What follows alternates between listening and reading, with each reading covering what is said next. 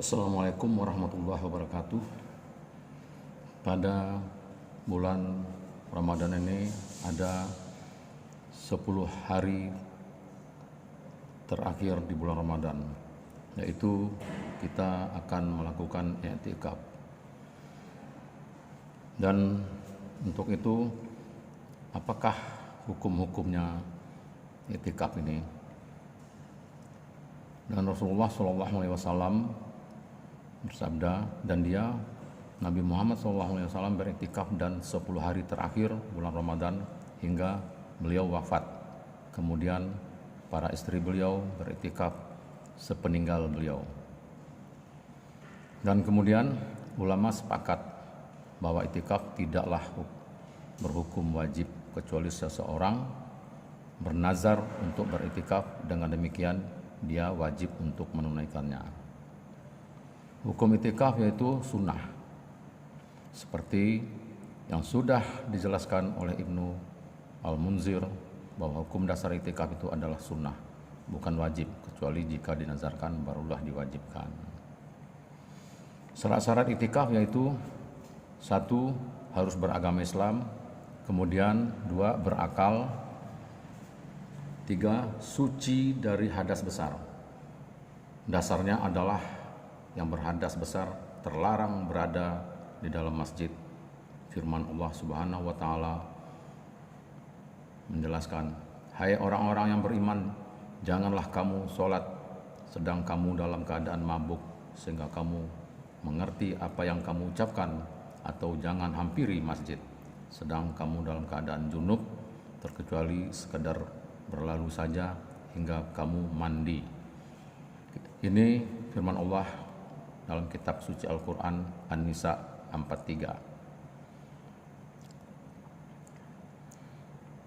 Rukun iktikaf yaitu 1. Niat, seperti ibadah-ibadah lainnya, maka menurut mayoritas ulama salah satu rukun terpenting dari iktikaf adalah niat, sehingga dengan niat inilah ada pembeda antara mereka yang beriktikaf atau bukan. Rasulullah SAW bersabda, "Sungguh setiap pekerjaan itu bergantung dengan niat, dan setiap orang akan mendapatkan sesuai dengan apa yang diniatkannya." Rawahul Bukhari. Pengertian iktikaf adalah, inilah intinya iktikaf sebagaimana definisi iktikaf, yaitu berdiam diri tanpa mengurung diri di masjid, atau mengurung diri di masjid guna mendekatkan diri kepada Allah Subhanahu wa taala. Tentunya berdiam diri yang dimaksud tempatnya di masjid, bukan di tempat lain. Selama berdiam diri di masjid ini, hendaknya mutakifin atau orang-orang yang beriktikaf memaksimalkan rangkaian ibadah, sholat wajib, sholat sunnah, berzikir, dan membaca Al-Quran dan lainnya. Tidak hanya memperbanyak tidur atau ngobrol ke sana kemari atau sibuk dengan HP-nya. Perihal memperbanyak membaca Al-Quran misalnya, boleh juga jika ada yang mempunyai target bacaan untuk mengkhatamkan Al-Quran selama iktikaf. Ada banyak riwayat yang menyebutkan tentang keutamaan mengkhatamkan Al-Quran.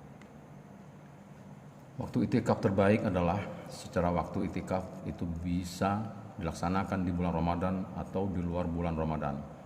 Jika iktikaf dilaksanakan di bulan Ramadan, maka secara waktu memang afdalnya dimulai pada 10 hari terakhir Ramadan dan masuk ke masjid sebelum waktu maghrib di malam ke-21 Ramadan, dan keluar dari masjid pada malam Idul Fitri.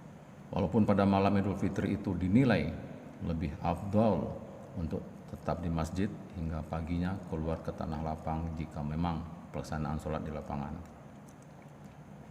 Dan ada juga para ulama mengatakan iktikaf pada bulan Ramadan, 10 hari bulan Ramadan terakhir, boleh melaksanakan 10 hari itu saja, dan boleh waktunya tidak terlalu panjang, dan boleh melakukan setelah Ba'da Isya atau jam 12 malam start, dengan tujuan mendekatkan diri kepada Allah agar kita dapat melaksanakan ibadah-ibadah dengan khusyuk, sehingga kita akan mendapatkan balasan dari Allah yang baik, karena kita sudah berniat untuk itikaf, untuk mengkhatamkan Al-Quran, sholat sunat, dan sholat tasbih dilaksanakan pada malam itu. Dan setelah itu kita menjelang sahur, kita juga tidak diperbolehkan untuk pulang makan sahur di rumah. Dan setelah itu kita melaksanakan sholat subuh di masjid, atau kalau tidak ada halangan. Nah, para pendengar video ini mudah-mudahan bisa melaksanakan itikaf di 10 hari terakhir Ramadan ini, karena Rasulullah menganjurkan kepada para muslim atau orang yang beriman untuk beritikaf di masjid 10 hari Ramadan terakhir, atau 10 terakhir hari Ramadan. Dan Rasulullah di sini mengatakan, yaitu pada surat Al-Baqarah ayat 125,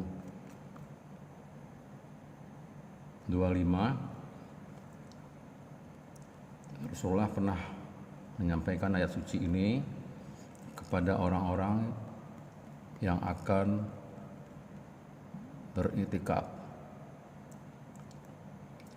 Saya bacakan di sini. A'udzubillahi minasyaitonirrajim. Wa ja'alna al-baita masabatan lin-nasi wa amnan wattakhizu mimma qami Ibrahim musalla wa ahidna ila Ibrahim wa Ismail an tahhira baitiya lit-ta'ifin wal-'akifin war-ruk'a'is sujud, yang artinya, dan ketika kami jadikan rumah suci atau Baitullah atau masjid itu tempat tumpuan bagi umat manusia untuk ibadah haji dan tempat yang aman, dan jadikanlah oleh kamu makam Ibrahim itu tempat sholat, dan kami perintahkan kepada Nabi Ibrahim dan Nabi Ismail, atau dengan berfirman, bersihkanlah rumahku. Nah, di sini rumahku itu adalah masjid maksudnya. Bersihkanlah rumahku, Ka'bah dan Masjid Al-Haram, hari dari segala perkara yang dilarang untuk orang-orang yang bertawaf dan orang-orang yang beritikaf atau yang tetap tinggal padanya, dan orang-orang yang rukuk dan sujud. Ini firman Allah pada surat Al-Baqarah, ayat 125. Demikian. Kemudian diturunkan lagi oleh Allah Subhanahu wa taala firman-Nya, Al-Baqarah 187. A'udzubillahi minasyaitonirrajim. Uhilla lakum lailatas shiyami rafasu ila nisaikum hunna libasul lakum wa antum libasul lahun.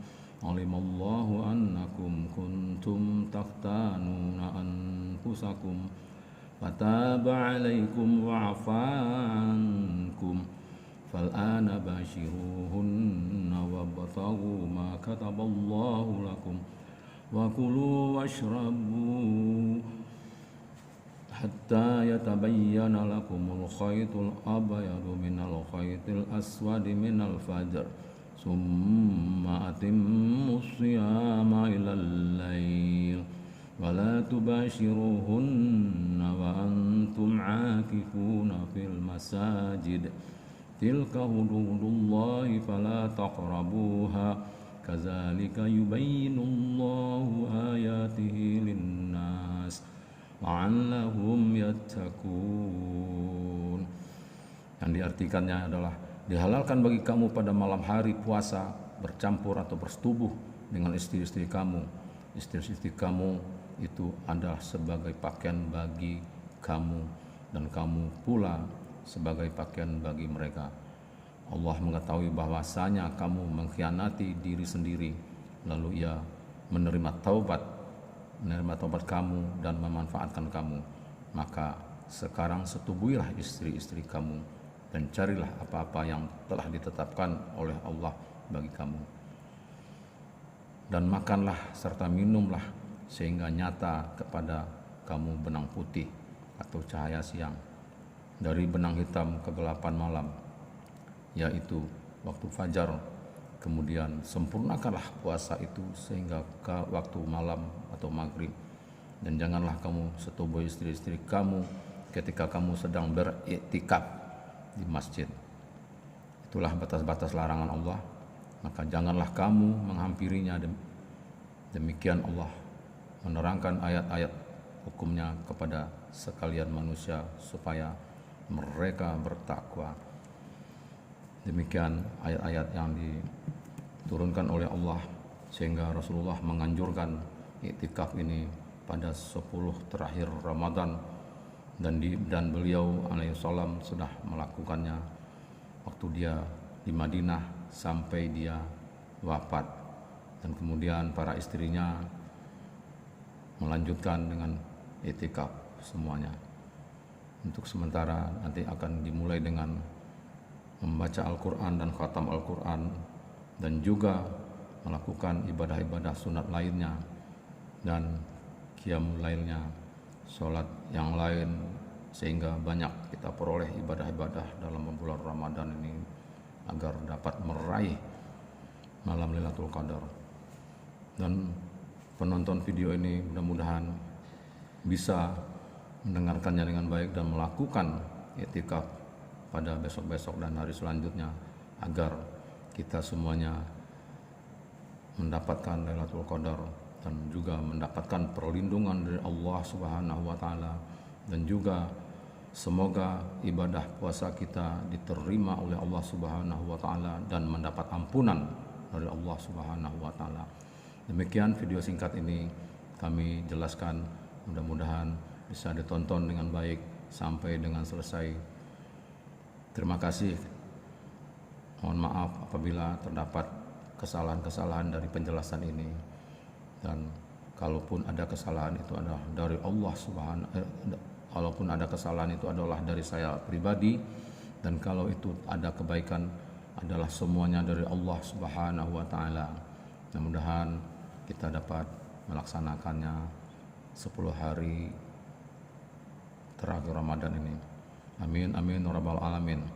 Billahi taufik wal hidayah. Wassalamualaikum warahmatullahi wabarakatuh.